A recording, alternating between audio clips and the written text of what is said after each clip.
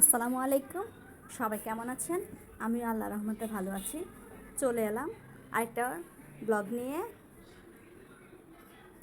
দেখুন কত সুন্দর হলুদ গাছ লাগিয়েছিল, প্রতি বছরই লাগানো হয়। কতটা সবুজ, দেখুন কতটুকু বড় হয়েছে। কে কে আগে থেকে এগুলো চিনতেন তা জানাবেন। এবছর অবশ্য বেশি লাগায় নাই, 2-3টা ঝুড়িতে মাত্র লাগিয়েছে।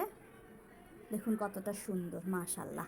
আজ কোনো রান্না বান্না করব না বা দেখাবো না, সময় কাটাবো ছাদে। বাসায় পাট শাক নিয়ে আসছিল, এগুলি পাতাগুলি রান্না করেছিলাম, আর এই যে ডাঁটাগুলি নিয়ে চলে আসছি। এগুলি এখন সুন্দর করে এখানে লাগাবো। একটা তিতা করলা গাছ উঠেছে বারান্দার টবে, নিয়ে চলে আসছি। এটা এখন সুন্দর করে গাছটা লাগাবো এখানে ছাদ বাগানে। বিসমিল্লাহ।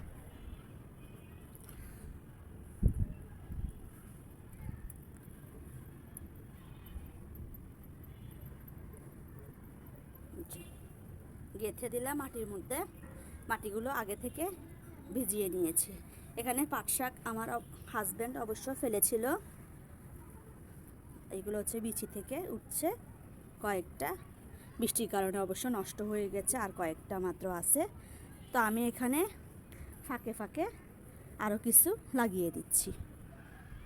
এভাবে করে আপনারাও লাগিয়ে দেখবেন, মাশাল্লাহ হয়। বাড়িতে থাকতে আম্মু জেঠিদেরকে এভাবে করে লাগাতে দেখতাম, হতো মাশাল্লাহ। তা আমিও এর আগে আরও কয়েকবার লাগিয়েছিলাম, হয়েছিল।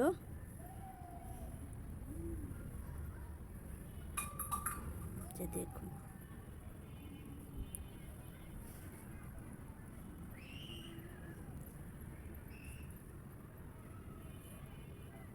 এভাবে করে আপনারাও লাগাতে পারেন।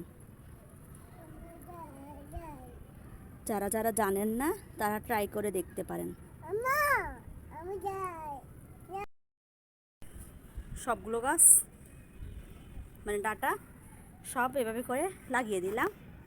এবার দেখি কয়টা হয় আর কয়টা মরে যায়। এখানেও লাগিয়েছি, দেখুন কয়টা টিকে।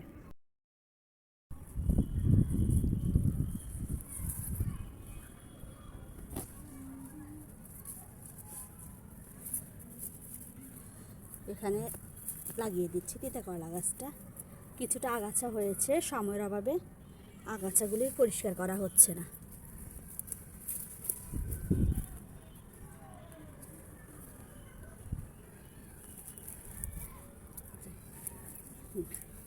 ঘাস কত বড় বড় হয়ে গেছে দেখছেন।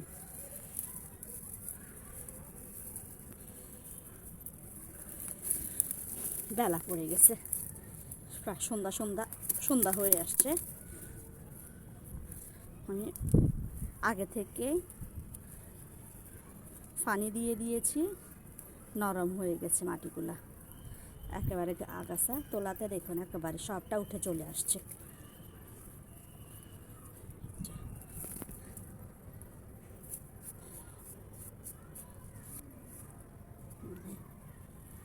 চিন্তা করলা গাছটা এখান দিয়ে লাগিয়ে দিই। জানি না বকবে কি না, উনি গাছ লাগায়, আমি খুব একটা গাছ লাগাই না। তো আজকে ভাবলাম যে গাছটা বড় হয়ে গেছে, ওখানে তো তেমন মাটি নেই, মাটির অভাবে গাছ সুন্দর হবে না, ফল ধরবে না। ওই জন্য এখান দিয়ে এক পাশ দিয়ে লাগিয়ে দিই। ভাগ্যে থাকলে হইতে পারে, আবার নাও হইতে পারে, সব কিছু আল্লাহর ইচ্ছা। মাগরিবের আজান পড়ে যাচ্ছে।